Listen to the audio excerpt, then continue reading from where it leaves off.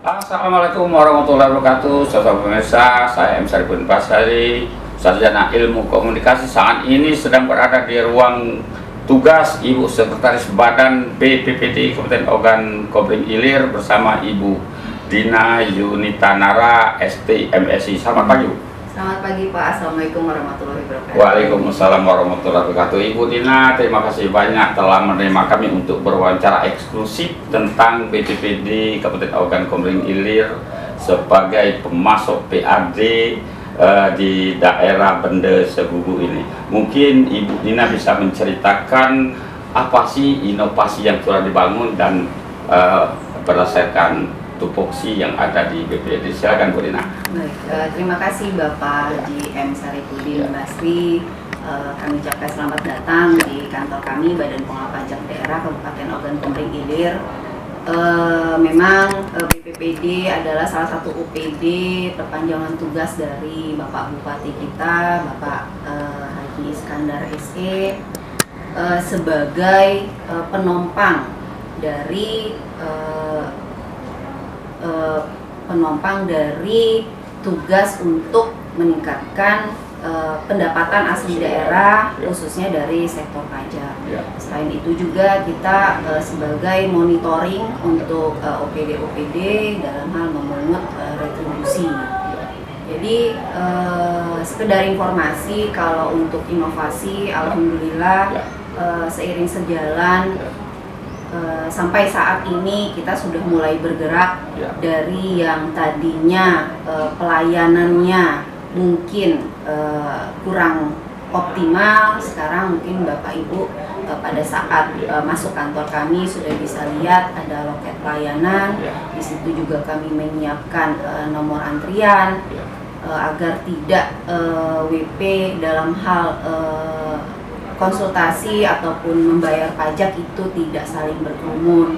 Juga kami sudah menyiapkan ruang konsultasi, dan alhamdulillah sekarang juga sudah kami siapkan unit untuk pembayaran langsung ke Bank Sumsel Babel, yaitu sebagai bank daerah di Kabupaten Ogan Komering Ilir, sehingga wajib pajak yang kita layani itu tidak perlu lagi bersusah payah atau istilahnya berkendaraan lagi untuk membayar kewajiban mereka pajak daerah di Kabupaten Oki. Artinya elektronik juga ada pelayanan. Ya, betul Pak. Berapa banyak objek pajak di Kabupaten Ogan Komering Ilir selain dari OPD-OPD? Kalau OPD itu namanya retribusi Pak. Kalau di kita yang kita kelola sendiri itu ada 11 pajak. 11 pajak. Betul. Dari pihak swasta?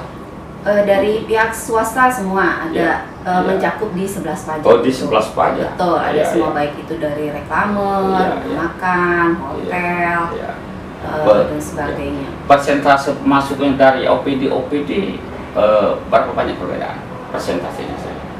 Persentase kita kalau untuk PAD sendiri di tahun 2020 itu memang tidak terlalu besar dibanding dengan dana transfer.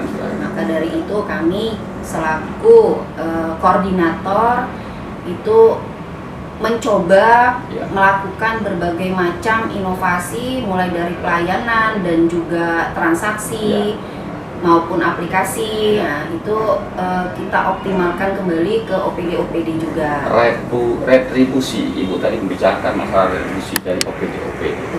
Apakah semua OPD-OPD ini punya retribusi? Tidak semua, jadi hanya semua. OPD yang ada pelayanannya untuk masyarakat, misalnya kayak terminal seperti itu.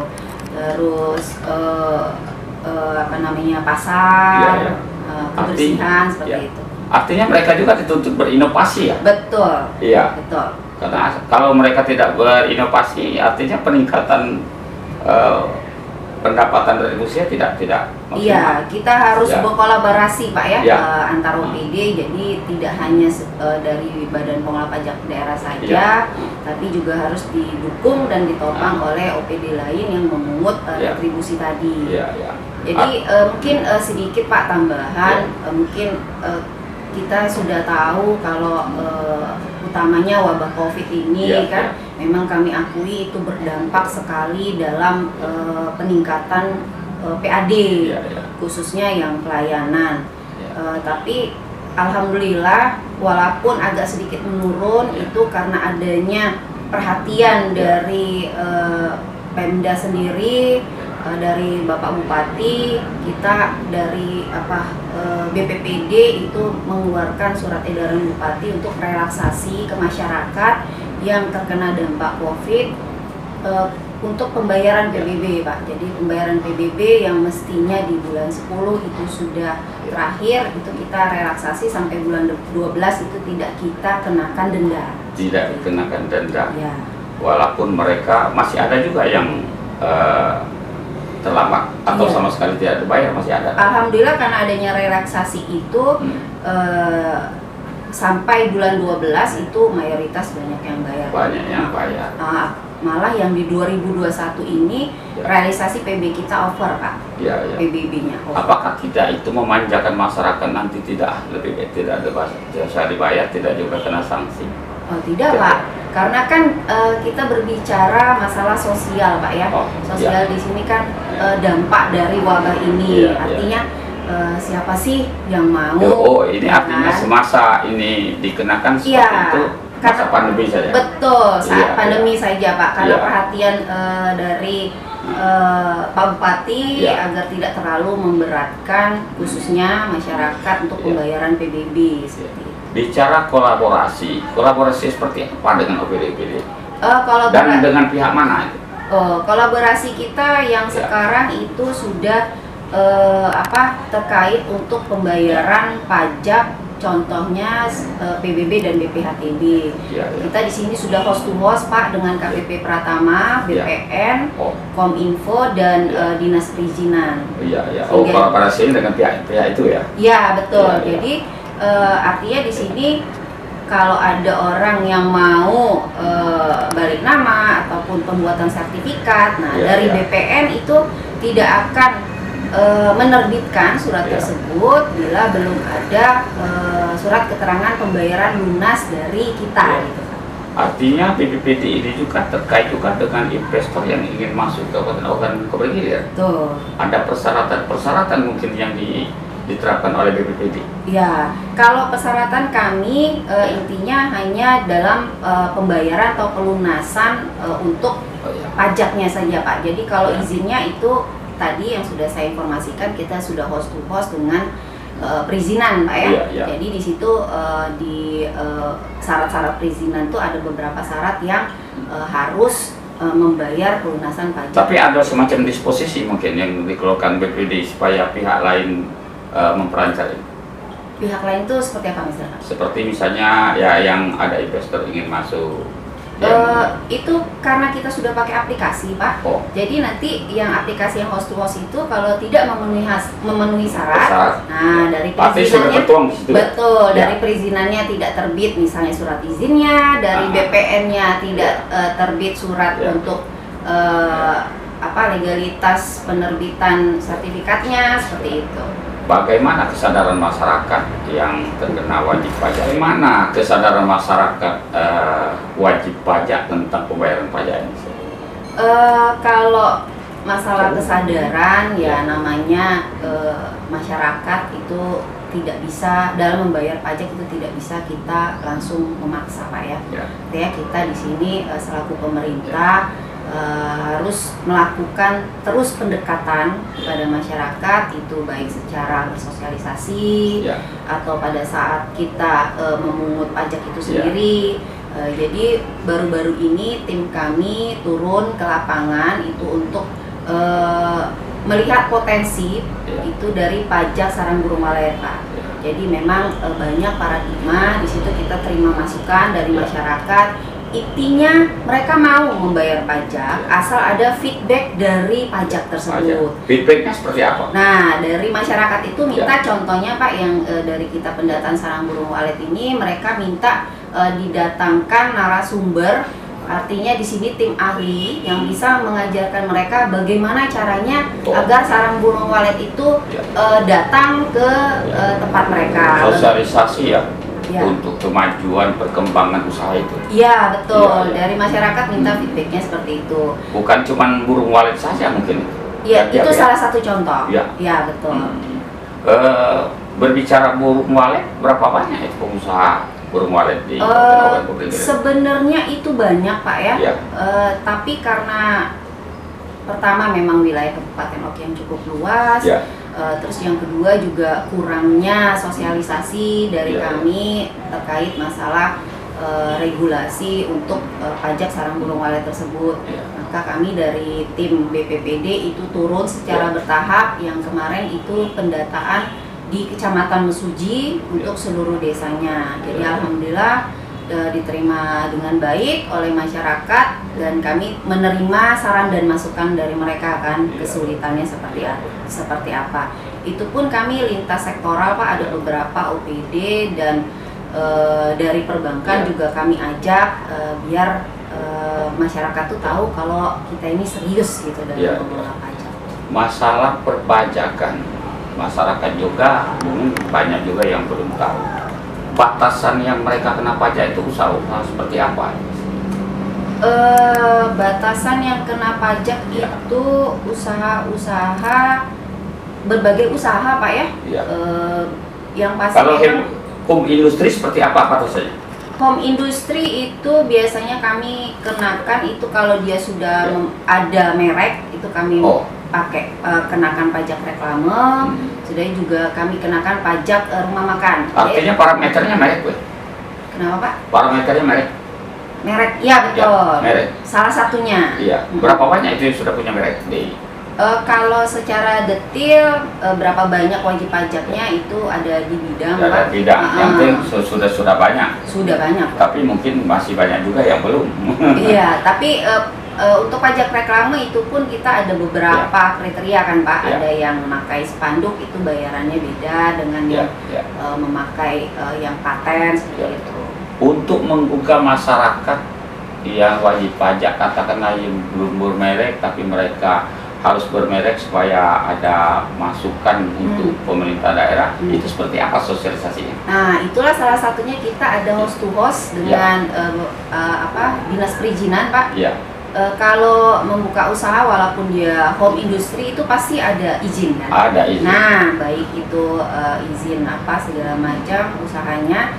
Nah, kalau di salah satu syaratnya belum ada pajak reklame, misalnya itu dari perizinan tidak mengeluarkan surat izin Pak. Sudah mengeluarkan surat izin, itu salah satu syaratnya. Ya, salah satu syarat. Walaupun home industry dia biasanya ada minimal itu pajak reklame.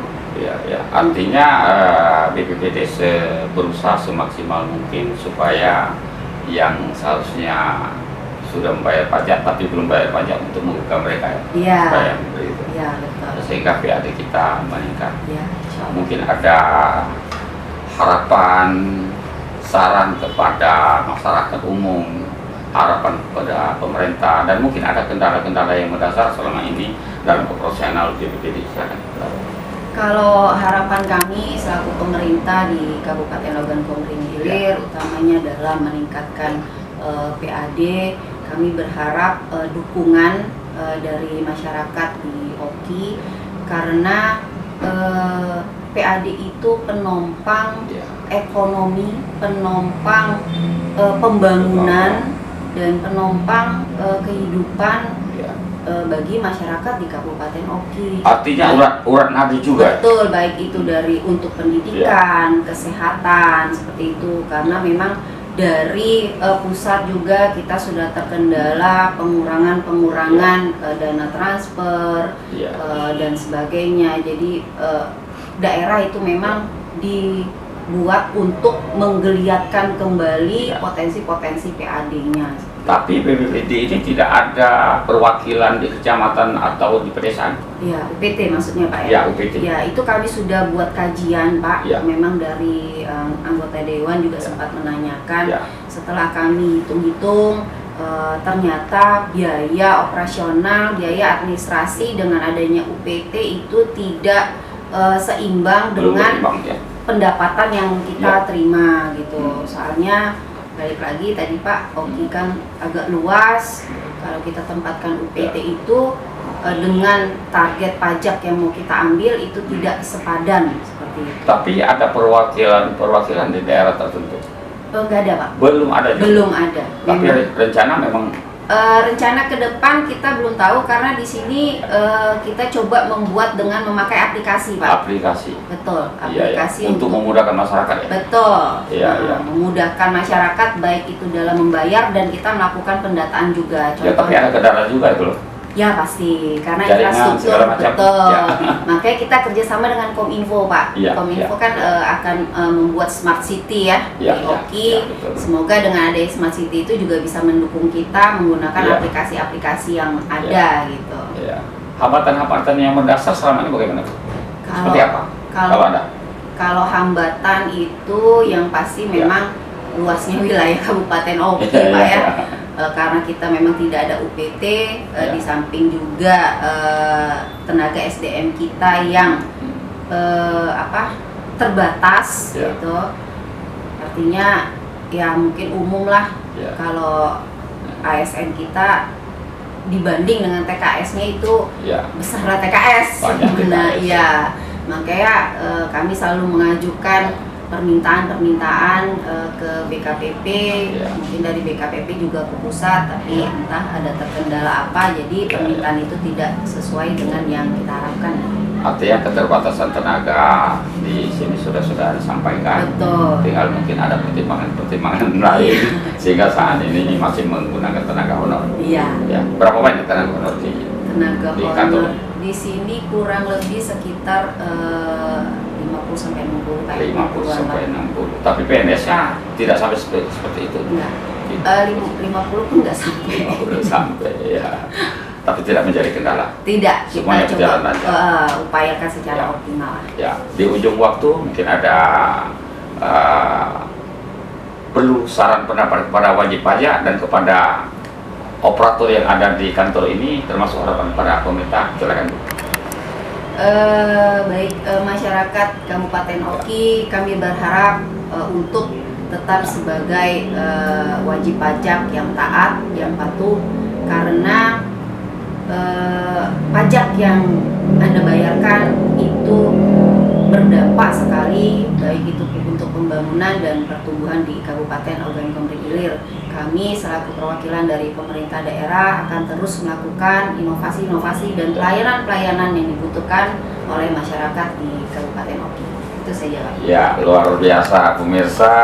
Sekretaris Badan BPPD Oki Ibu Tina Junita Nara STMSI telah memberikan berbagai masukan untuk kita semua, untuk diketahui kita semua, termasuk wajib pajak.